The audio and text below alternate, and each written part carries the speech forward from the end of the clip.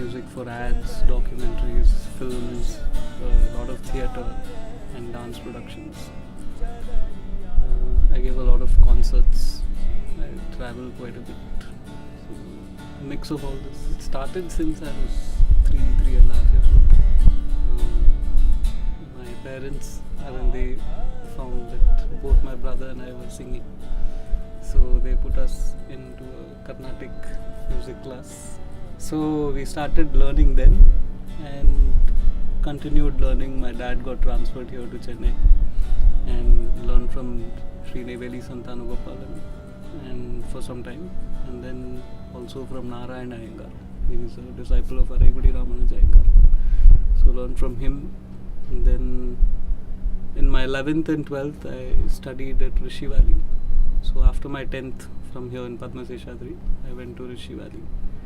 And Rishi Valley kind of opened up doors for me, doors to like new realms and new like thoughts, and in Rishi Valley it's a lot more open. Everything is given equal importance, and school was also a part of it, and food, like starting from food to personal training to physical training, and everything was like given equal importance.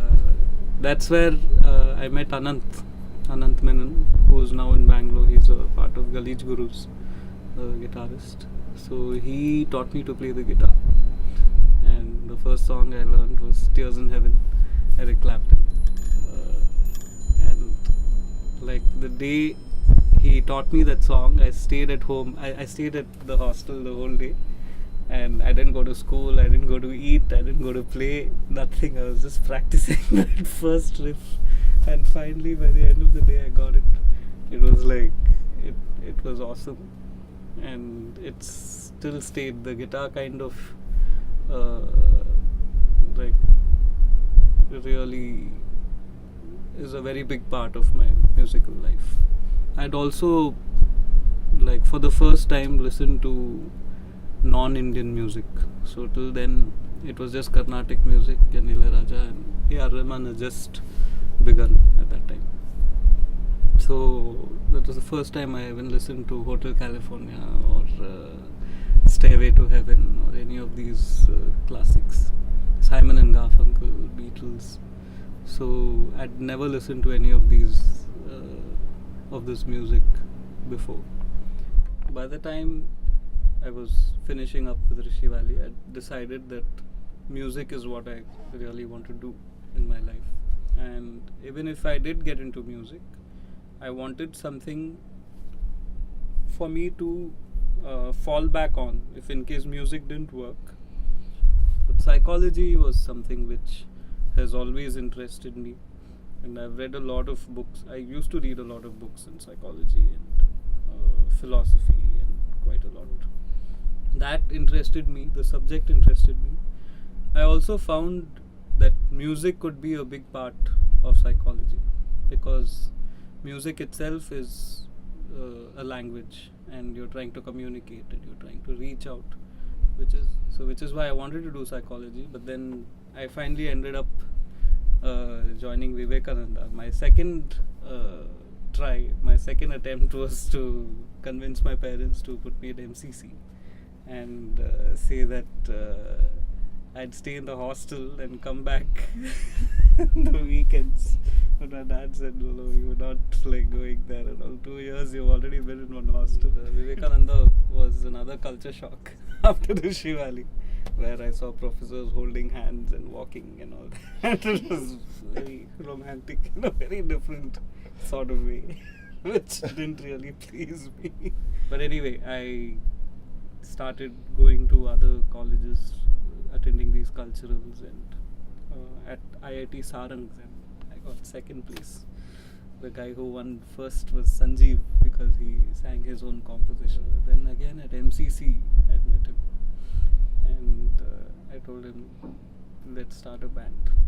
So by then there was a neighborhood restaurant called Whistle Stop Cafe, which was run by Ismat, and I'd gone to that restaurant and I said, I play the guitar, and if you want musicians for your restaurant or anything, then please give me a call. That was when Ivan moved out of home again, and Sanjeev, Wayne Fernandez, the bass guitarist, and me, we picked up this small flat in Ananagar, and where we'd practice often. We ended up staying there most of the days. So the Buddha's Babies phase began, and we started going to applying to different college culturals, and played in Bombay, and we even played at the Great Indian Rock Festival in Delhi. And when I, like, one day when I was in my senses, I thought that Carnatic music or my classical music is not there anymore, and I don't really like it also anymore. And also with the people that I was hanging around with didn't like Carnatic music, or they'd make fun of Carnatic musicians. So when I became like that, because it's like my whole peer was that. So, but then I really started wondering why that was happening. So that's when I again realized that I'm going away from my roots. I don't like that word too much, but I'm not able to come up with a better one. But I suddenly realized that I'm singing in a language which I'm thinking, but it's still not. I'm still not able to get into it fully. And I didn't want to learn Carnatic this time, so I wanted to learn Hindustani classical.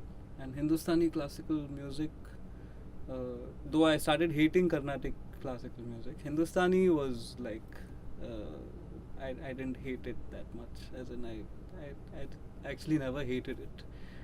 I used to listen to a lot of Hindustani classical. And so I met Ramurthy Rao sir.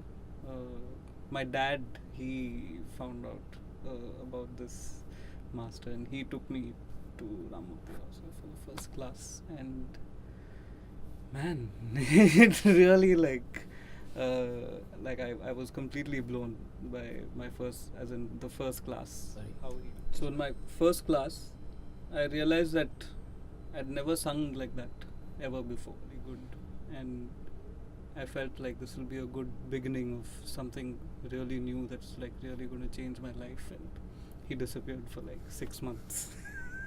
I couldn't find him ever again. I couldn't ever find him. I'd call him or I'd go to his house. He had shifted out of that house. Anyway, then I found him at one concert. I saw him sitting there, and I went up to him and I said, "Look, you have to teach me. I don't care what's happening, but you better teach me." So he said, "Okay, come tomorrow." And from then I started going for his classes. And so that day I just stopped and I thought what I should do. And I took the guitar and I started remembering my days in Rishi Valley. And we used to have an assembly every day in the morning where we'd sing songs of Mirabai and Kabir and Guru Nanak. And so I started remembering those songs and I started playing them with the guitar. So I started recording them, and then when I went for classes to Ramurthy Rao sir, he taught me quite a few songs. And what also helped me was my training in Western classical. So while I was doing this whole film and everything, I was doing my guitar grades at the Trinity College of London through Museum Musicals. It was a mix of all this music that I'd finally gone through, and all that I really felt like there was a lot of material suddenly in me, and which I really wanted to get out. And they were flowing quite well with these songs, with Kabir and Mirabai and songs by mystic saint poets. So by the end of it, I had about 7 songs I'd recorded of different, each song by different mystic saint poets, and I'd compiled it into an album. So I finally had my own album, my first album, Mati Kahe, out, and it's done really well. Like so far, it's sold more than 6,000 CDs so far, and all over the world, it's available online and everything. So, and people like still ask for the CD, and that feels really good. Something I did in 2007. So, and from then on, like music really took a very nice. I really found a very a space in music which I enjoyed. I started enjoying. So that's when I started performing again, and I started singing songs of Kabir, Namdev, Mirabai, and all these mystic saint poets with the guitar. And slowly, like, people started hearing about it and performed like in Ladakh, in Calcutta, Delhi, Bombay, lot of concerts here in Chennai, Bangalore, Hyderabad. So slowly started traveling and also set up my studio at home. Like, I started feeling that it's becoming a little more cramped. I need a bigger space. And also around this time is when Neha and I decided that we should get married.